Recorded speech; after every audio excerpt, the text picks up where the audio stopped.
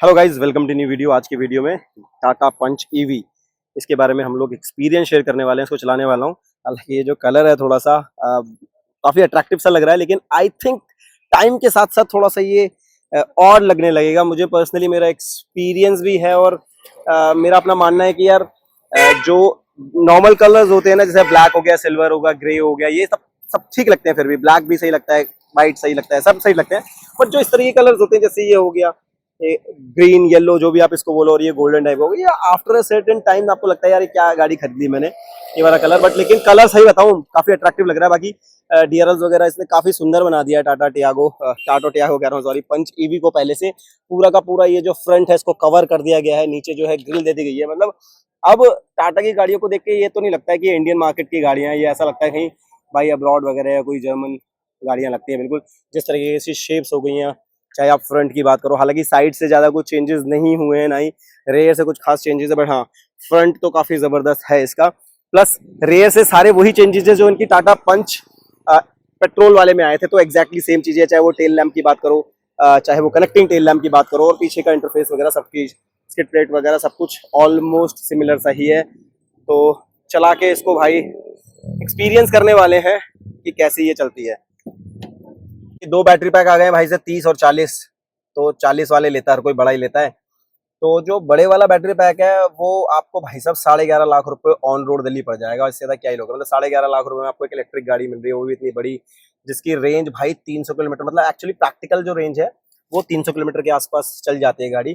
बाकी यहाँ देखो अभी 68% बैटरी पे 194 की रेंज दिखा रहा है, और ये उसी तरीके से जैसे कि एवरेज दिखाता है कि भाई खड़ी हुई गाड़ी है, एसी चल रहा है अंदर, देखो ना जैसे भी खड़ी हुई है। तो ये डेमो व्हीकल है, तो ये खड़ा रहता है ज्यादातर, ये चलता है तो थोड़ा ही सही चलता है, तो उस हिसाब से 68 में 194 की रेंज दिखा रहा है। तो बाकी मोड्स वगैरह तो 3 आते हैं जो स्टार्टिंग से ही आते थे। ड्राइव, जो सिटी और क्या बोलते हैं स्पोर्ट्स, इसमें आता है। बाकी पैडल शिफ्टर्स वगैरह भी हैं, जिस पैडल शिफ्टर्स जो है वो इसके मोड्स को रीजनरेशन, देखो ये वाला लेफ्ट वाला है तो रीजनरेशन को वो करता है, देखो ये ऑफ है रीजनरेशन। और राइट वाले की बात करें, ये देखो ये बढ़ गया। तो यहाँ पे आप यहाँ देख रहे हो, ये देखो रीजनरेशन मोड जो है, इसको दबा रहा हूँ तो बढ़ रहा है, और यहाँ पे पैडल शिफ्टर इस वाले को कर रहा हूँ तो कम हो रहा है। देखो 2 हो गया, 1 हो गया, और यहाँ पे रेंज भी उसी हिसाब से बढ़ रही है, 188 हो गई। और रीजनरेशन लेवल अगर मैंने 3 कर दिया है तो देखो 190, मतलब 200 के आसपास चल जाएगी पूरी। तो ये रहता ही है इलेक्ट्रिक गाड़ी इसका। बाकी मोड जो है वो भी इसमें दिए हुए हैं। मोड्स को चेंज करने के लिए यहाँ पे देखो, यहाँ पे मैंने इसको प्रेस किया तो ये स्पोर्ट्स मोड आ गया, इसको चेंज किया तो सिटी मोड आ गया। और यहाँ पे ये वाला जो है वो इको का है, तो ये इको है। सिटी में 190 चलेगी, इको में 205 चलेगी, और स्पोर्ट्स में 189 चलेगी। और ये डिपेंड भी करता है आपकी स्पीड कितनी मेंटेन कर रहे हो। तो एक बार इसको चला के मैं आपको फील करके बताता हूँ कि भैया गाड़ी में क्या क्या चीजें हैं, चेंज हुआ है नहीं हुआ है। पहले एक कमी थी गाड़ी के अंदर, तो वो मैं आपको बताता हूँ। देखो जो मैंने ब्रेक हटाई, अब मैं सीट बेल्ट और मान लूँ भाई। एक चीज मेरे को अच्छी लगी इस गाड़ी के अंदर, काफी यूनिक है, ये जो इसके पावर विंडो के स्विचेस हैं वो ऊपर को है एक्सटेंडेड इस तरीके से। तो बाकी वन टच है ये वाला, जो ड्राइविंग सीट वाला है, देखो वन टच से पूरा हो जाता है। तो ये मुझे काफ़ी अच्छा, काफ़ी यूनिक सा लगा है। और बाकी स्टेयरिंग व्हील वगैरह तो इनका टाटा का अच्छा आता ही है, वो तो कोई दो राय है नहीं। इतना बड़ा इंफोटेनमेंट सिस्टम भी इसमें मिल जाता है। सब कुछ ओवरऑल अगर बात करो, डैशबोर्ड वगैरह, मतलब एक परफेक्ट कॉम्बिनेशन टाटा की तरफ से लगता है। और एक जो मैं कमी की बात कर रहा था, इस कमी ये आती थी कि भाई इसमें ना पहले ऐसा लगता था इलेक्ट्रिक गाड़ी चला रहे हो, मतलब रेस देने के बाद थोड़ा सा टाइम लेती थी गाड़ी।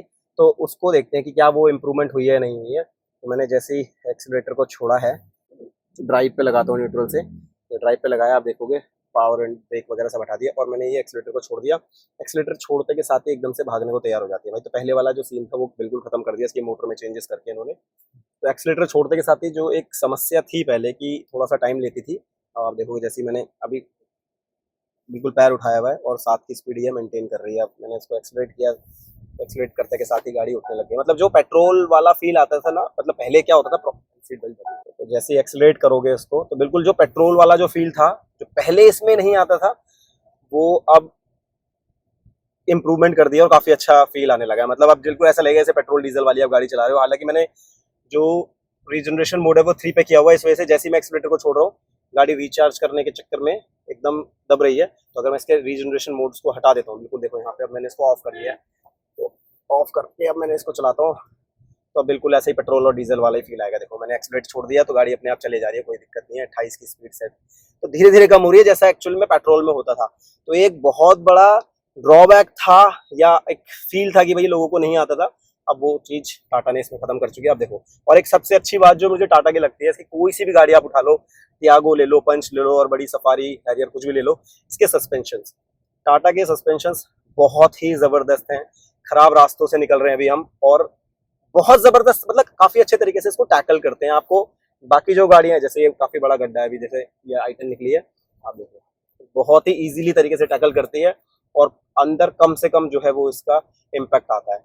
और देखो अब मैं एक्सलेट करूंगा, बाकी ईवी गाड़ियों में पावर तो जबरदस्त होती है। देखो एक्सलेट किया बहुत ही प्यार से, मतलब आपको ना सोचना नहीं पड़ेगा कहीं पे भी। अगर आपको ओवरटेक करना है किसी भी गाड़ी को, बड़ी से बड़ी गाड़ी हाईवे पे कितनी भी स्पीड मेंटेन कर रहे हो, तो तुरंत ये गाड़ी पकड़ ले। देखो अब ये खराब रास्ते आए तो इजीली, मतलब हाई स्पीड पे भी आप इसको बहुत अच्छे से निकाल सकते हो। ये ब्रेकर है जनरली, जैसे महिंद्रा की, अब मैं आपको बताता हूँ स्कॉर्पियो। स्कॉर्पियो अगर आप लेके आओगे ना, इन गड्ढों में बड़े आराम से ले आने पड़ेगा, क्योंकि वो बहुत ज्यादा बम्पी राइड्स आपको देती है। ये इस तरीके का कुछ भी नहीं आपको मिलने वाला है। देखो पूरी की पूरी रोड खराब है, तो मैं बहुत स्पीड में इसको निकाल रहा हूँ, काफी अच्छे से इन गड्ढों को ये गाड़ी टैकल कर रही है। बाकी हैंडलिंग वगैरह स्मूथ कर दी है पहले से, काफी अच्छी हैंडलिंग हो चुकी है। देखो अब पंच का साइज ऐसा तो है नहीं कि छोटा साइज है, बड़ा साइज है, लेकिन उसके बावजूद आपको फील नहीं आएगा। आप ऐसा लगेगा जैसे जैसे एक XUV 700 के साथ था कि बड़ी गाड़ी होने के बावजूद भी आपको जो हैंडलिंग थी वो ऐसे लगते थे छोटी गाड़ी चला रहे हो, वही आपको पंच ईवी के अंदर भी समझ में आने वाला है। बाकी एक चीज और मेरे को ना इसके प्राइसिंग ने काफी ज्यादा अट्रैक्ट किया है, क्योंकि आज की डेट में अगर आप कोई भी गाड़ी लेने जाओगे तो आपको 10 लाख रुपए के आसपास गाड़ी खर्च करने ही पड़ेंगे। मतलब अगर आप एक ठीक ठाक हैचबैक भी लेने जाओ, जैसे फ्रॉन्क्स लेने जाओ, तो फ्रॉन्क्स भी आपको 8 साढ़े 8 लाख रुपए के आसपास पड़ जाती है। या कोई और मान लो आप नेक्सॉन लेने चले जाओ, ठीक है, या पंच लेने चले जाओ, तो इसका जो वेरिएंट है ठीक ठाक वाला, वो 7-8 लाख रुपए के आसपास पड़ जाता है। और दूसरी गाड़ियों की बात करें तो किया की सोनेट है, हुंडई की वेन्यू है, तो वो आसपास 8-10-9 लाख रुपए के आसपास, 9-10 लाख रुपए के आसपास पड़ जाते हैं। कहने की बात यह है कि 11-11.5 लाख रुपए में अगर आपको ये वेरिएंट, मतलब 40 किलोवाट आवर बैटरी वाला मिल रहा है, और उसके अंदर ठीक ठाक फीचर्स, मतलब ठीक ठाक क्या सारे फीचर्स आते हैं, तो भाई कोई क्यों ही जाएगा पेट्रोल पे। मतलब अगर किसी के पास ठीक ठाक रहे, अब देखो ये देखो एक और अच्छी बात है इसमें, देखो इंडिकेटर जल जाता है जैसे आप करोगे, तो इसका कैमरा जो है लेफ्ट वाला, क्योंकि 360 डिग्री कैमरा आता है, वो भी इसका ऑन हो जाता है, जो पहले इन्होंने स्टार्ट किया था सफारी और हैरियर में।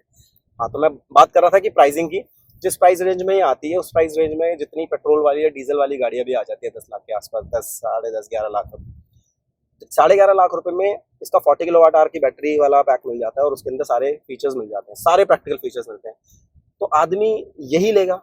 दूसरी बात, चलाने में अगर आपके घर में चार्जिंग है तो बहुत ही सस्ती पड़ेगी, मतलब आपको ना के बराबर पड़ेगी। आपका जो भी पेट्रोल या डीजल का खर्चा होता है उसके तो ये लगा लो आप 20% 30% पे ही काम कर जाओगे।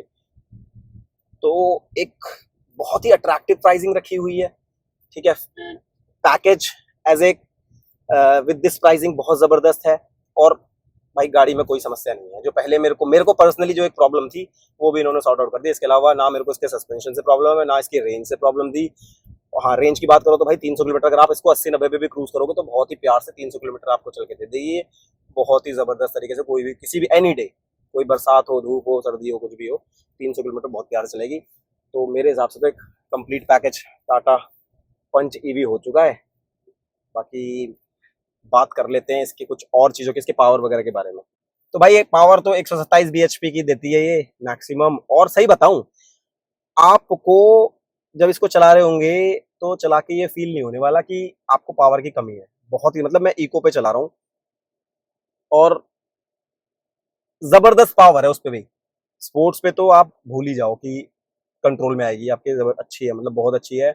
बाकी जो रेंज वेंज वाली बात थी, एक कमी मुझे ये भी थी यार, 250-300 के लास, मतलब इससे कम रेंज से मुझे कभी दिक्कत नहीं, कि ये तो डिसेंट है, क्योंकि 200-250 किलोमीटर चलाने के बाद आदमी ब्रेक लेता ही लेता है, चाहे वो चाय ब्रेक लेता हो, कॉफी ब्रेक लेता हो, खाने पीने के लिए कुछ लेता हो, या वॉशरूम जाने के लिए लेता हो। तो 200 किलोमीटर के बाद अगर आप ब्रेक ले भी रहे हो और आधे घंटे लग रहे हैं, तो आधे घंटे में ये कहते हैं ना 24 मिनट्स में ये वापस 80 किलोमीटर के लिए, मतलब सॉरी 80% चार्ज हो जाती है। तो आधे घंटे में अगर ये 80% चार्ज, जब तक आप चाय पानी पी रहे हो तो 80% दोबारा चार्ज हो रही है, और 80% में आपको फिर दोबारा से 200 के आसपास भी रेंज दे रही है, तो क्या बुरा है, जबरदस्त है ना। तो भाई लाइक शेयर सब्सक्राइब सब कर देना, और एक प्रैक्टिकल गाड़ी बना दिया इसको जिस प्राइस रेंज में आ रही है, जो चीज़ें ऑफर कर रही है बहुत ही जबरदस्त है, ठीक है।